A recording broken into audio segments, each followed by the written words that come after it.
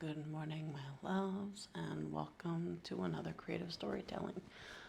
If you'd like your own personal storytelling, feel free to go to my website, jennifermorningstar.me. Let's see, feel free to check out my other channels, Jennifer Morningstar and Jennifer Morningstar Tarot. Both channels can be found through the website as well. With that said, let's get on with it. What story do we have today?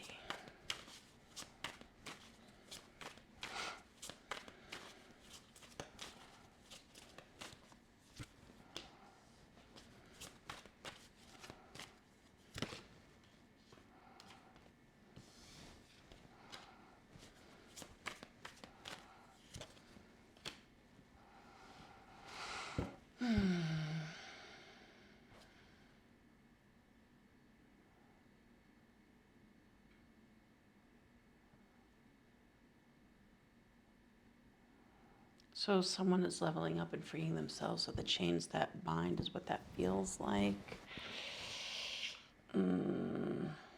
If someone was an overgiver, I'm getting overgiver with the overindulgence. It's especially the red flag. And the codependency. Someone could have been a bit of an overgiver. This is, it's like someone who gives like 150% of themselves and they receive next to nothing in return for the sake of trying to appease and please, but we're moving on from that. So someone's moving on from an old way, freeing themselves, breaking a pattern.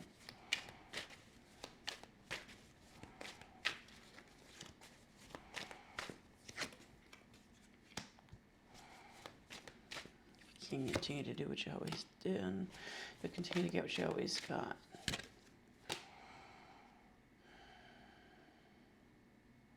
Someone's learned that, if you continue to do what you've always done, you continue to get what you always got. And yes, you can care for people, but not everyone has the same heart as you.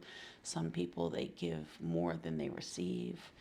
And sometimes it's best to just give that energy to yourself.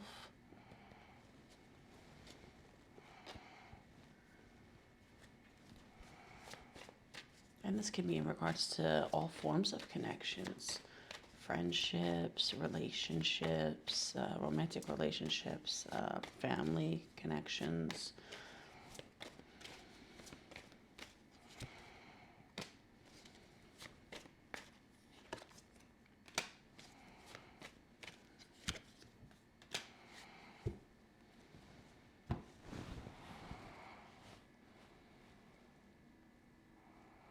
Someone has broken a pattern in the way that they go about connections, relationships in general, and as such, there's a form of level up, and it's bringing in someone who sees their value, someone who gives the way they give. They could even be meeting someone.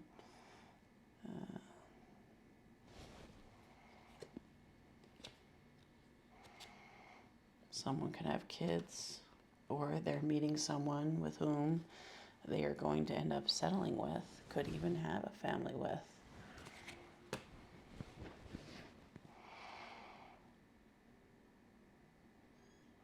Because someone learned to no longer give to unhealthy dynamics, unhealthy patterns, unhealthy situations where it's one-sided.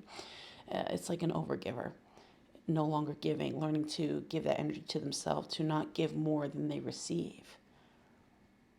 They're leveling up in regards to connections and pulling in that one. All right, let's see. Two of Swords, cutoff game is strong. They don't see this coming either. Someone doesn't see this coming. So I feel like someone is in a form of focusing on self type energy, right? With that solitude there. They've already freed themselves of the chains that bind. They're not really out there. They're not dating. They're not really looking for anything. This is someone who's just focusing on their work and stuff, right?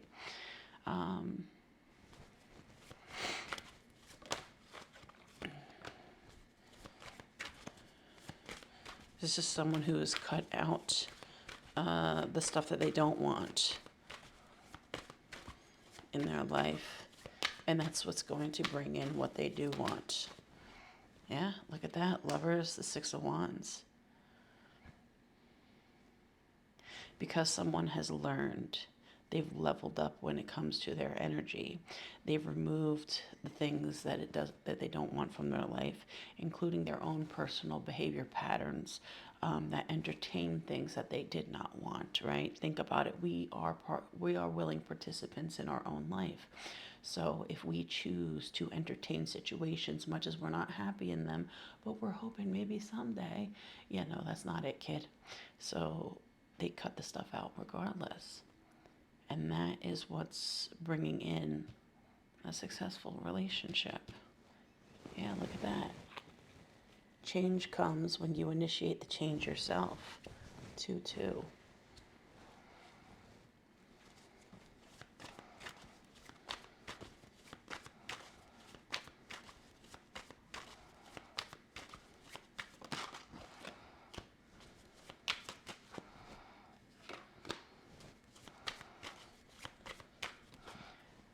The Hierophant came out sideways because that's doing things differently outside of their norm, outside of their tradition, their conformity. They're doing things outside of the box. They've removed the box. So I feel like there's a wish fulfillment coming in when someone least expects it, and it's more so when there's a willingness to just kind of focus on themselves, do their own thing, do their own personal healing. I feel like this could come around a time someone has some form of success going on in their life. Could even be with a move.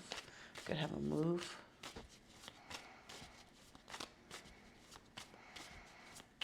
Someone could even end up with someone who is literally in the public eye, or successful and just known for what they do with that Six of Wands. They've got a real winner, that's for sure.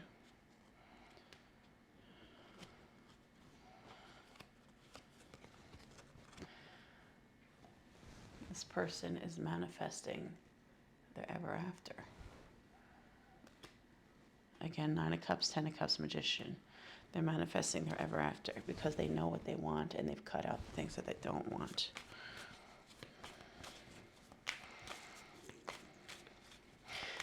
Tell me about this Knight of Cups. Who is this person?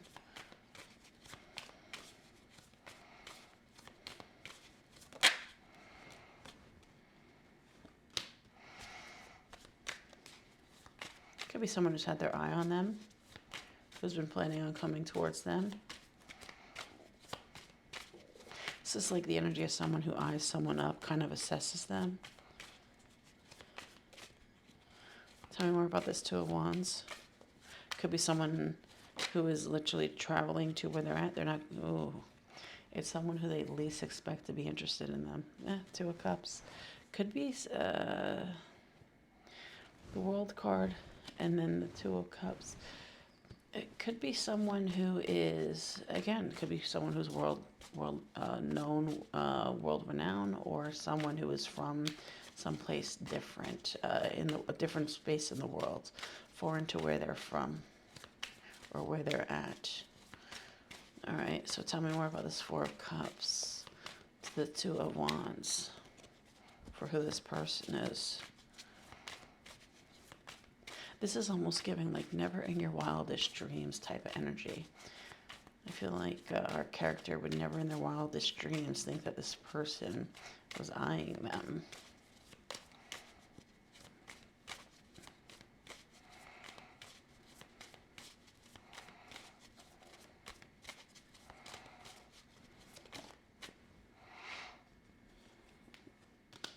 Star card, someone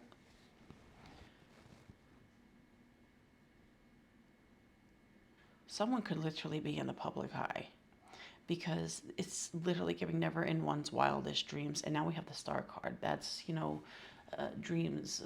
That's also more public, more notoriety. Someone who is well known. But they're getting this because they have learned to close off and walk away and say no more, to the stuff that they didn't want. And that's what's bringing in that real deal.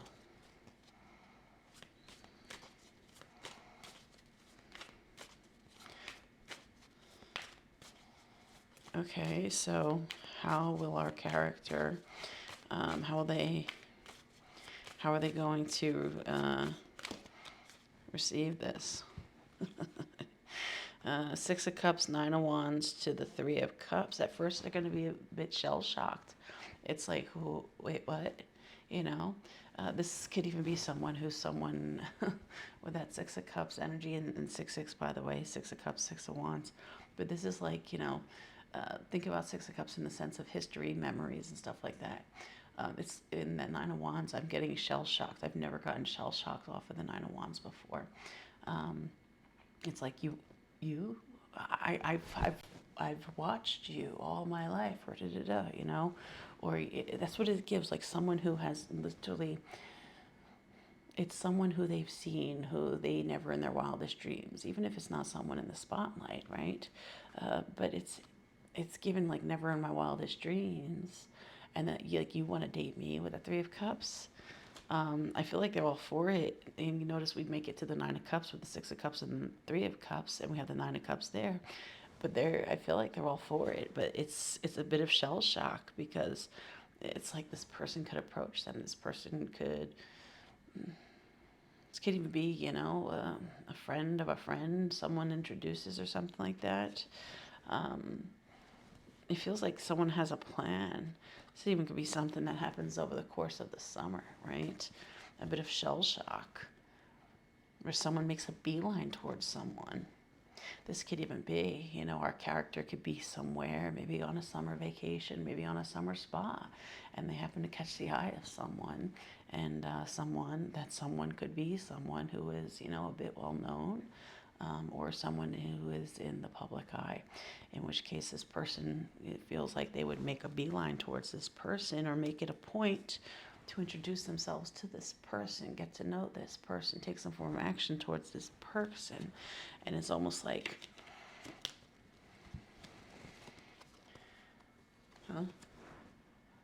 me? Are you talking to me? That's what it's given. It's cute. It is. This feels like it could be a summertime thing. Being at some form of place with that Three of Pentacles, and someone makes it a point with that King of Swords energy. Someone's making it a point to basically beeline in our main character's direction. All right, so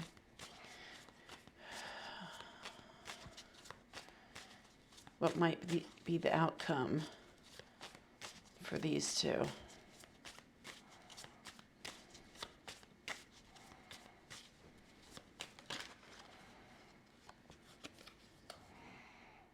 That's on a need-to-know basis. Queen of Swords. Now we have a matching pair. Not everyone needs to know everything. Use your imagination is what I just heard. So, I don't know. I guess, especially if someone's in the public eye, it could be where they prefer their privacy. These could both be people who tend to be pretty private about themselves, about their lives. Hence, with that High Priestess, it's like, you don't need to know all that. Less is more. Someone could have a B or a J in their name. I'm drawn to that from the High Priestess card. But I don't know. I like it, though. That's a nice story. It's different. Not sure what I'm going to name it yet. I don't know. I guess we'll figure it out along the way. Just like these two, who want their privacy. With that said, my loves, that is your story.